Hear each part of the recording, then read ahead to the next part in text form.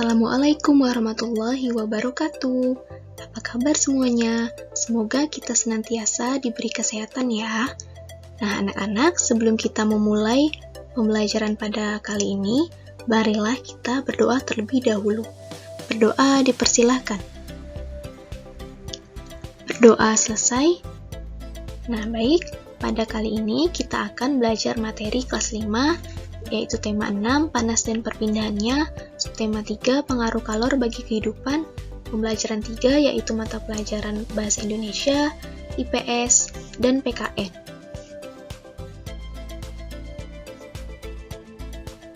Nah, sebelum itu, kita terlebih dahulu mengetahui tujuan pembelajaran kita pada kali ini. Yaitu yang pertama, dengan menuliskan isi dari tiap paragraf bacaan, siswa mampu meringkas teks penjelasan atau eksplanasi pada sebuah teks. Yang kedua, dengan membandingkan artikel, siswa mampu membandingkan aktivitas masyarakat di beberapa wilayah dalam upaya pembangunan ekonomi, sosial, dan budaya Indonesia secara percaya diri. Yang ketiga, dengan menganalisis, siswa mampu mengidentifikasi akibat-akibat yang timbul karena tidak adanya penerapan tanggung jawab di masyarakat secara pribadi. Nah, itu dia tadi tujuan pembelajaran kita pada hari ini. Selanjutnya kita akan membahas mata pelajaran pertama yang akan kita pelajari, yaitu Bahasa Indonesia. Nah, di sini Ani berada di kelas dan Ibu Guru Ani memberikan tugas kepada Ani dan teman-teman. Ibu Guru berkata, "Anak-anak, silahkan meringkas sebuah teks bacaan yang telah kalian pinjam dari perpustakaan di rumah masing-masing." Dan ketika sudah di rumah, Ani ingin mengerjakan PR-nya yang telah Ibu Guru kasih pada waktu di sekolah tadi. Ani berkata, "Aku akan mengerjakan PR meringkas sebuah teks yang Ibu berikan tadi di sekolah." Nah, anak-anak, mari kita bantu Ani untuk mengerjakan PR-nya. Nah, untuk mengerjakan PR Ani, kita harus mengetahui dulu nih, langkah-langkah meringkas sebuah bacaan atau teks penjelasan. Di sini ada 4 langkah. Yang pertama, langkah yang akan kita lakukan adalah membaca teks dengan cermat. Langkah yang kedua, yaitu mengidentifikasi ide pokok dari setiap paragraf. Langkah yang ketiga, merangkai kalimat ide pokok tersebut menjadi sebuah paragraf yang padu. Dan yang keempat, membaca kembali hasil ringkasan agar sesuai dengan kosakata baku dan ejaan yang benar.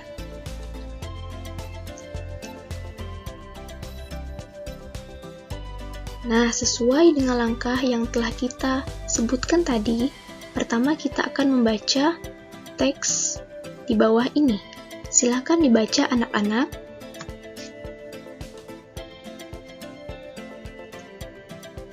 Nah, langkah yang selanjutnya adalah menentukan ide pokok.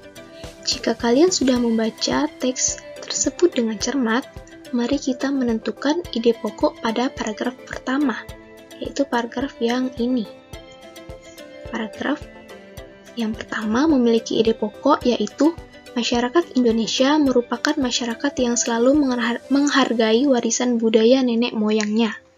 Nah, itu adalah ide pokok dari paragraf pertama. Selanjutnya kita akan menentukan ide pokok dari paragraf kedua, yaitu ada kecenderungan masyarakat untuk mengurangi kegiatan tradisinya. Nah, itu merupakan ide pokok dari paragraf kedua. Setelah itu, kita akan merangkainya menjadi ringkasan teks. Bagaimana caranya? Tinggal kita gabungkan ide pokok dari paragraf pertama dan paragraf kedua tadi. Nah, jadinya, masyarakat Indonesia merupakan masyarakat yang selalu menghargai warisan budaya nenek moyangnya. Ada kecenderungan masyarakat untuk mengurangi kegiatan tradisinya, namun kesadaran untuk meningkatkan tradisi kembali meningkat. Nah, ini merupakan hasil dari ringkasan teks yang telah kita buat. Selanjutnya kita akan belajar materi IPS. yaitu tentang mengidentifikasi kegiatan ekonomi. Nah, keunikan suatu daerah dan masyarakatnya kini menjadi modal utama untuk meningkatkan kehidupan masyarakat. Banyak daerah berusaha menggali potensi daerahnya dan mengembangkannya agar masyarakat mendapatkan banyak manfaatnya. Salah satunya yaitu di bidang ekonomi.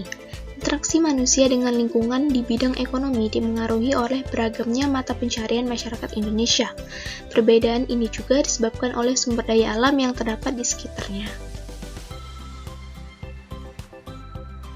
Nah, kegiatan ekonomi di dataran tinggi. Dataran tinggi adalah dataran yang terletak pada ketinggian di atas 700 meter dpl. Dataran tinggi terbentuk sebagai hasil erosi dan sedimentasi. Oleh karena itu, aktivitas ekonomi masyarakat di dataran tinggi lebih cocok untuk pekerjaan di bidang pertanian, peternakan, dan perkebunan. Nah, seperti gambar yang telah tercantum di dalam artikel ini merupakan salah satu aktivitas ekonomi di masyarakat yang tinggal di dataran tinggi, yaitu memetik teh.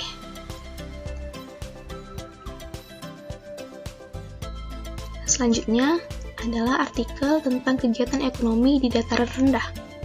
Berbeda dengan dataran tinggi, daerah rendah hanya memiliki ketinggian 200 hingga 300 meter di atas permukaan air laut.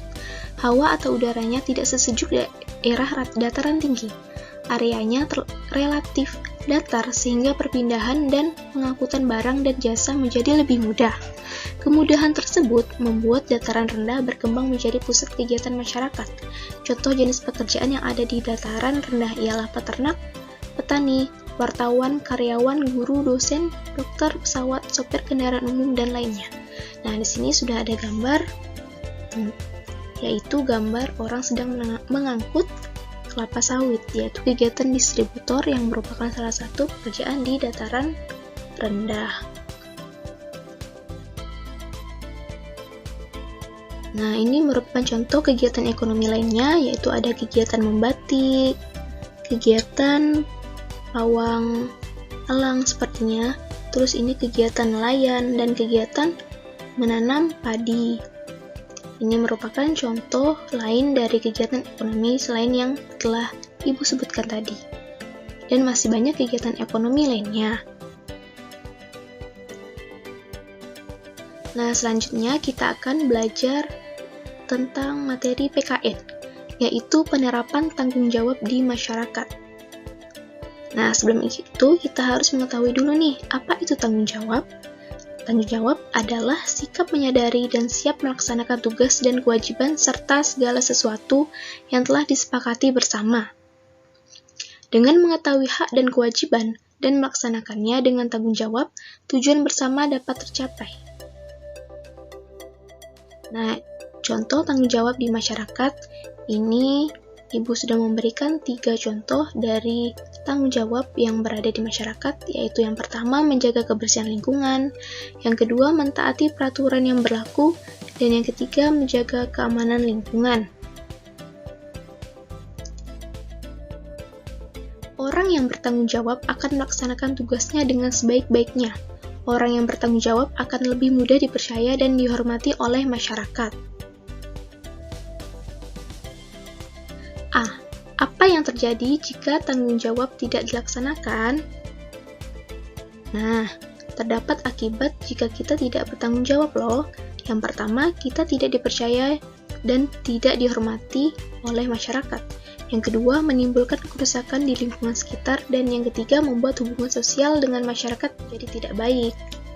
Nah, oleh karena itu, kita sebagai masyarakat Indonesia yang taat akan peraturan, kita sudah pasti harus melaksanakan tanggung jawab kita sebagai warga negara yang baik. Nah, anak-anak, materi kita sampai di sini dulu. Sampai jumpa lain kali. Wabillahi taufiq wal hidayah. Wassalamualaikum warahmatullahi wabarakatuh. Terima kasih telah menonton, anak-anak.